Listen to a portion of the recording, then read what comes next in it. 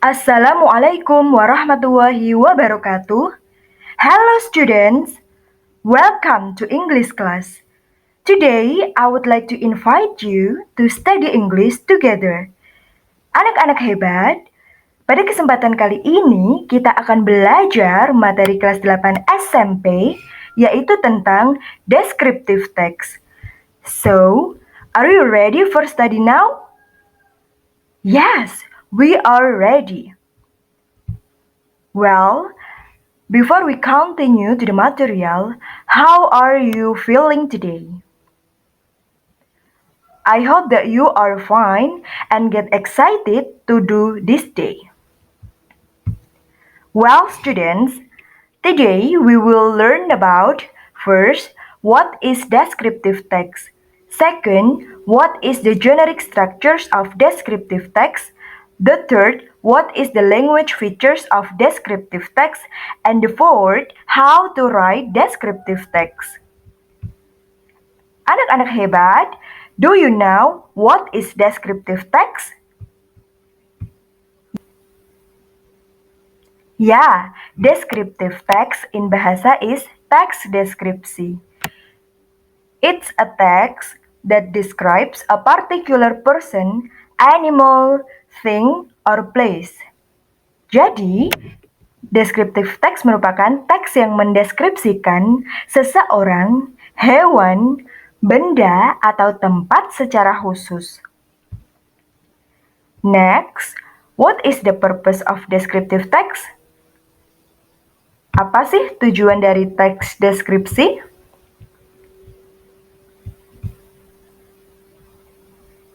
Next, what is the purpose of descriptive text?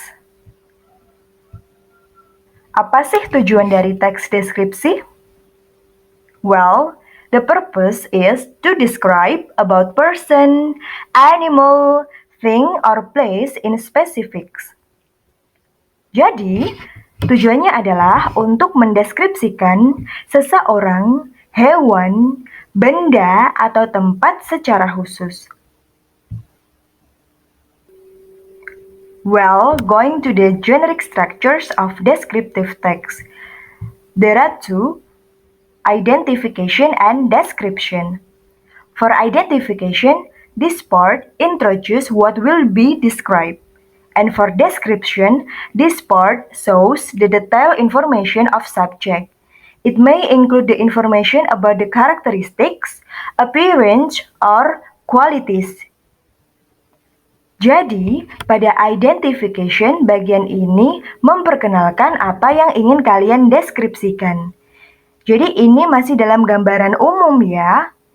Dan selanjutnya pada description, bagian ini menunjukkan informasi-informasi detail secara khusus dari subjek yang ingin kalian deskripsikan. Kalian bisa menulis atau menginformasikan tentang ciri-ciri khusus, penampilan, atau kualitas. Jadi, pada description ini sudah menunjukkan deskripsi khusus.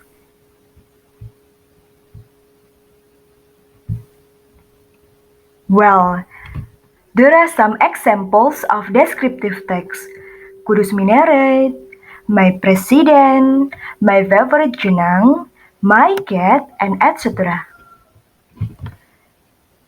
Well, ini adalah contoh descriptive text mengenai person atau orang. My president, Mr. Joko Widodo, is a president of Indonesia. Berikut adalah contoh descriptive text mengenai tempat or place. Kudus Minaret. Kudus Minaret is located in Kudus, Central Java. Selanjutnya, ini adalah contoh descriptive text mengenai benda or thing. My favorite jenang is a traditional food from Kudus district. The taste is sweet. Dan ini adalah contoh descriptive text mengenai animal atau hewan. My cat. It is my pet. I call it Brownie because it has brownish yellow color. Selanjutnya, What is the language features of descriptive text? Apa sih ciri-ciri kebahasaan dari teks deskripsi? Well, there are specific participant, adjective, simple present, and action verb or verb 1. For specific participant, focus on discussing specific objects, not general and unique. There is only one. Jadi, pada specific participant fokus pada objek spesifik atau khusus yang sedang didiskusikan. Ini tidak umum dan unik, hanya ada satu. For example, Mr. Joko Widodo, Kudus Minaret, my cat, and etc. Next, adjective. The function of adjective is to clarify the noun. Fungsi dari adjective atau kata sifat adalah untuk menjelaskan kata benda. For example, beautiful, famous, smart, strong, and etc. Well, next, simple present. The sentence pattern used is simple present because it tells the fact of the object description. Jadi, pada descriptive text menggunakan tenses simple present karena itu menunjukkan atau menggambarkan fakta-fakta pada objek yang dideskripsikan. The pattern of simple present for positive sentence, subject plus verb 1 s or es plus object. For negative sentence, subject plus do or does plus not plus verb 1 plus object. And for interrogative sentence, do or does plus subject plus verb 1 plus object. For example, Menara Kudus is one of destination for religious tourism in Central Java. Next, action verb or verb 1. Use a verb that shows an activity. The activity can be seen. Jadi, descriptive text menggunakan kata kerja yang menunjukkan suatu aktivitas dan aktivitas tersebut dapat dilihat. Pada descriptive text menggunakan kata kerja bentuk pertama or verb 1. For example, walk, sleep, run, speak, and etc. There are some examples of descriptive text in full text. Ini adalah contoh full text dari descriptive text. My president. My favorite jenang. Kudus Minaret. And my cat. And well students. Well student. Next, how to write descriptive text. Bagaimana sih cara menulis teks deskripsi? Well, mari kita analisis teks berikut ini. Okay, let's analyze this text together.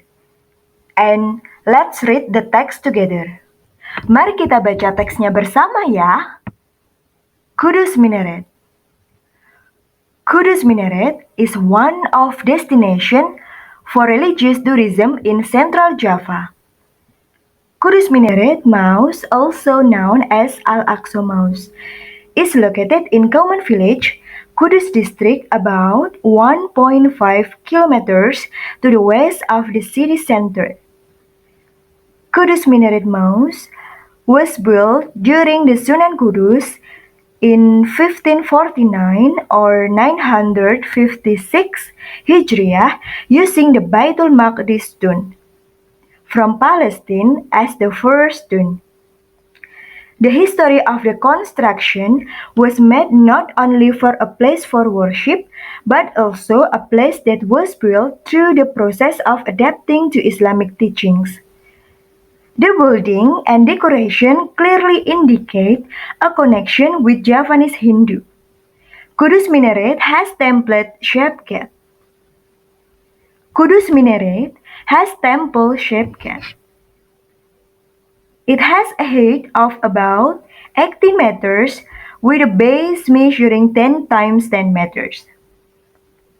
The surrounding buildings are decorated with 32 illustrated plates.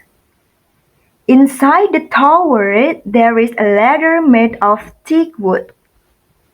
Kudus Minaret building consists of three parts: legs, body, and the top of building. The legs and body of the tower are built and carved according to Javanese Hindu tradition, including the motif. Another characteristic can be seen in the use of the brick material that is installed without cement adhesive. The head of the tower, there is four Sakaguru roots that support two tajuk roof, which refers to Javanese Hindu architecture. Nah, anak-anak hebat, mari kita analisis bersama. Pada paragraf pertama, itu adalah identification. Di paragraf pertama, pada teks masih menggambarkan secara umum dari Menara Kudus. Dan pada paragraf kedua dan ketiga itu merupakan description.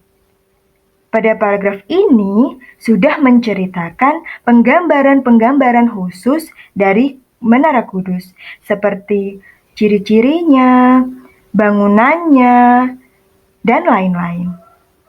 Ya, di situ juga ada kata yang berwarna merah dan kalimat yang bergaris kuning.